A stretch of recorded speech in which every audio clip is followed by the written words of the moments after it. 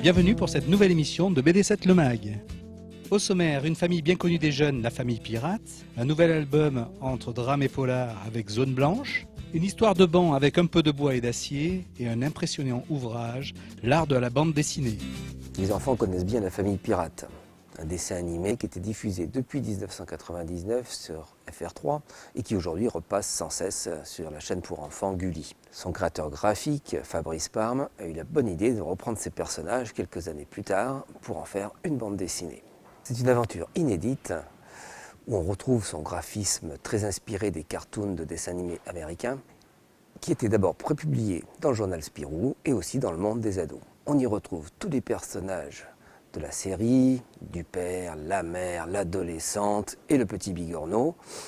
Tous sont en révolte contre l'esclavage et on nous parle donc de différence et de tolérance. Un album jubilatoire à recommander aux enfants et aux adultes.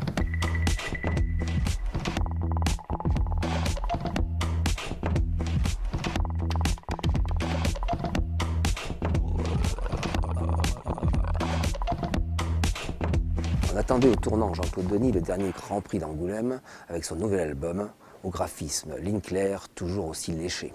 Et on n'est pas déçu. Cet intrigant one-shot entre drame et polar est parfaitement mené. Pourtant, l'exercice qui consiste à jouer à la fois sur les flashbacks et sur le temps présent n'était guère aisé. Alors qu'il batifole en forêt, un jeune couple découvre un cadavre en pleine nature. Comment cet homme en est arrivé là ? Alors que l'enquête progresse tranquillement, Jean-Claude Denis revient insidieusement sur le passé récent de la victime. Finalement, le plaisir de lecture est vraiment là, tellement le récit est malin et déstabilisant.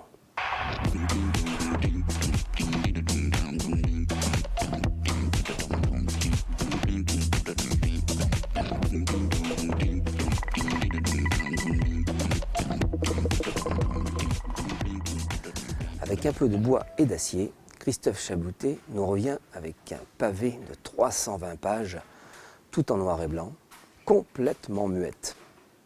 Pas un mot, pas une bulle, pas un phylactère. Et il porte son regard si particulier sur un banc où vient se frotter bon nombre de derrière.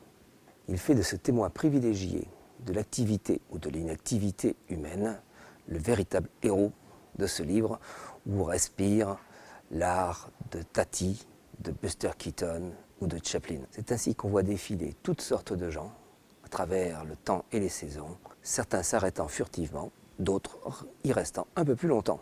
On y voit des enfants, un couple de retraités, un cadre pressé, un squatteur et un clochard, et même des amoureux qui se bécotent sur les bancs publics. Cet exercice de style, qui flirte même par moments avec la satire sociale, nous prouve une fois de plus que la bande dessinée, c'est bien de l'art.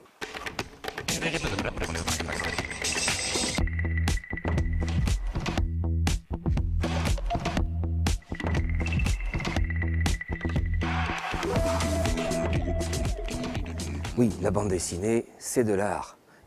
Et l'art, c'est de la culture. Et la culture, ça pèse. La BD entre enfin dans le catalogue des éditions Masno, réputées pour leurs magnifiques livres d'art.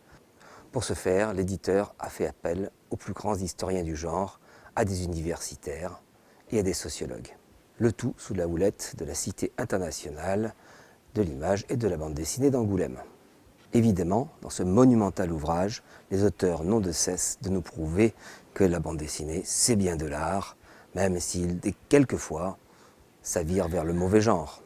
Quoi qu'il en soit, l'ouvrage permettra aux néophytes comme à l'amateur de retrouver toute la diversité de la bande dessinée dans des choix très judicieux, quelles que soient les époques et les pays concernés.